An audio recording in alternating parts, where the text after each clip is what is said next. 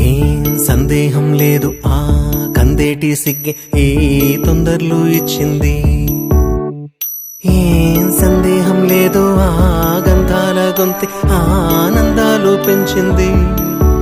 నిమిషము నేల మీద నిలువని గాలిలాగా మది నిన్ను చేరుతోంది చిలక. తనకొక తోడులాగా వెనకనే సాగుతోంది హృదయము రాసుకున్న లేఖ.